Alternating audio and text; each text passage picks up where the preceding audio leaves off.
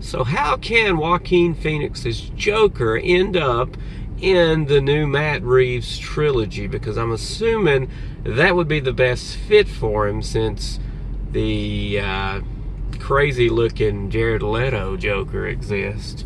And we don't want to have too many in the batch, and since Matt Reeves is kind of completely doing his own thing with the trilogy here and focusing more on the detective part of Batman, the tempo and everything of this Joker might actually fit in really well with it. But how does it all happen, and how would it all make sense? I think it can happen, and I think there's only one way Joaquin would do it, because he mentioned in it's a web series on YouTube there, it's called Popcorn, I think it is the complete name of it. But anyway, he was like on a 30-minute interview there, and the guy asked him would he do it again, and he said that he enjoyed it so much that he wished it would have continued on right then and there and just kept going and kept filming if it was going to be something else, really. He didn't say that last part, but he meant that because he hated losing the weight. Like, he tried to talk Todd Phillips into a fat Joker because he would have loved to have gained weight over losing weight. He didn't like losing weight at all. So for him to have to lose weight again, but this movie's done phenomenal. 236 million worldwide right now.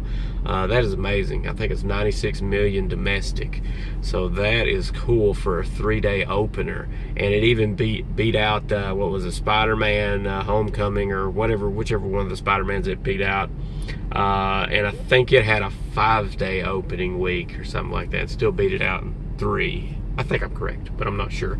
But anyway, so how can this happen? He would have to lose weight. I don't think he'd want to do it right away, because it looked like he gained all his weight back. He lost over 50 pounds for this, and he'll joke and say 15, and he'll also joke and say he had a doctor and physician and did everything correctly. But I think he did it on his own, and he don't want to get that, he's just messing around. Joaquin's a clown, and it's hard to know what he's saying is real or not, and that's why I think he was absolutely perfect for the Joker.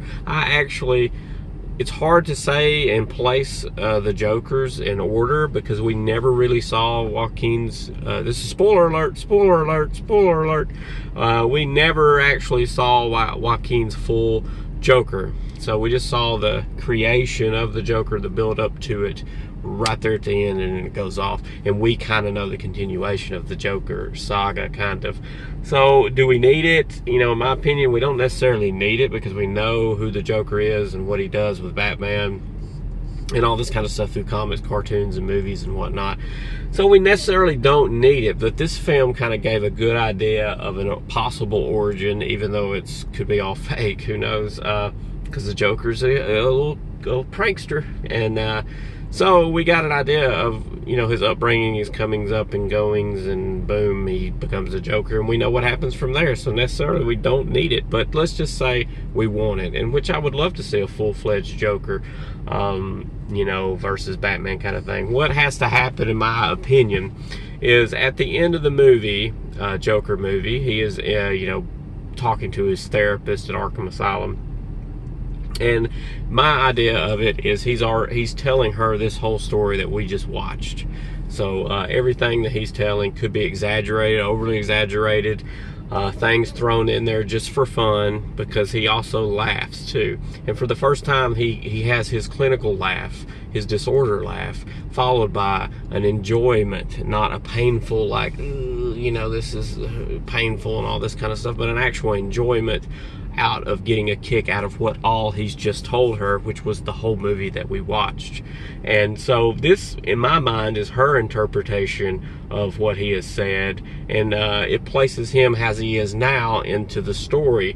And I think it's 15 years difference, to be honest. I think he was 25 years old through the film, and I think he's going to be 40 now in Arkham Asylum, ready to get out. This is just my belief, what I'm telling myself, because that would add 15 years to Bruce Wayne, and that would put him old enough to be like getting into Batman, to being Batman. So, and I think that would give Joker time too to start up his kind of arsenal and his ring, his organized ring and all that kind of stuff of crime, and really get into the thick of it with all the villains that are existing in Gotham and all the goodness that goes on, because he wants to get out and experience that now, because I think he keeps up with the paper and he keeps up with what's going on.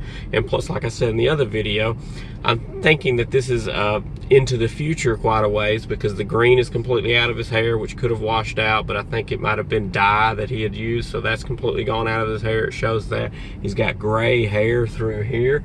It shows that, and that was not the case through the film. He had like a dyed brown hair, like a lot more of a childish look, a younger look to him, and now he actually looks a little older in my eyes. And I think they tried to add that 15 years if possible, plus being it recalled as a memory, and they could always say that the therapist is the one envisioning him in this past role, that he's trying to explain things of whether or not they happened or not, who knows. And they're sticking true with the comics too. I'll try to find a good video to link down below that goes through all the steps of where all the links to the comics are, because there are way more than I thought.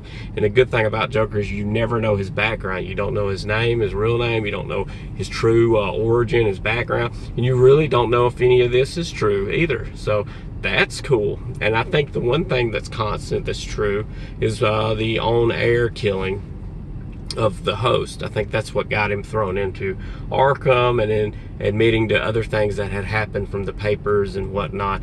Could have been him and could have not been him. Who knows? It could all be just in his mind, and not in his mind, actually him telling this story. And this is what we're getting, is the story he's telling her.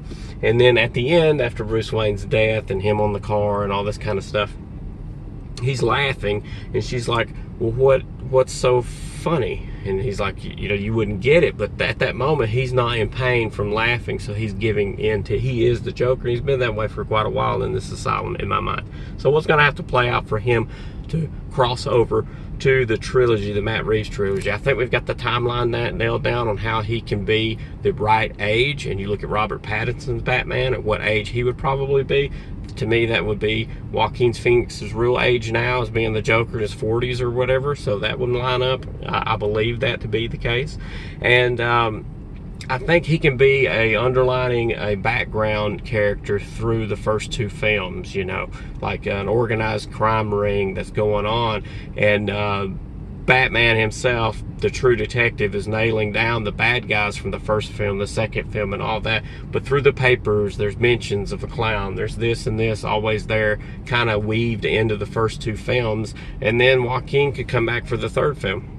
That would put enough distance between this one and the third one that he might want to safely take that on with losing some weight, and be okay with losing weight again, because there's enough time there. I don't think throwing him in episode 1 of the trilogy, movie 1, movie 2 would be good. I think leaving him in as this master villain for 3, that was a part of the whole thing somehow, would work for me. And I think I would be really cool with that, and seeing full-blown like Joker in his greatness on the third one, with some kind of whatever Matt Reeves magic he can work weaved into there, where we would be surprised by that. And that would be like at the end of the second film, like just his laugh or something like that. And we know that already. That's iconic. And I would have watched Joker 12 times by that point or more. So the minute you hear an inkling of that,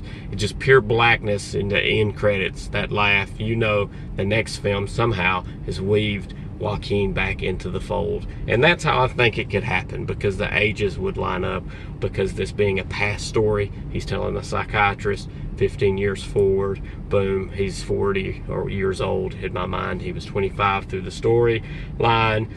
And that puts him right back into the mix, and not too old. So make sure to explode on that subscribe button and ding that on, so you get notified on the next crappy filmed cell phone in my roaming studio, also known as a vehicle. So yeah, see ya.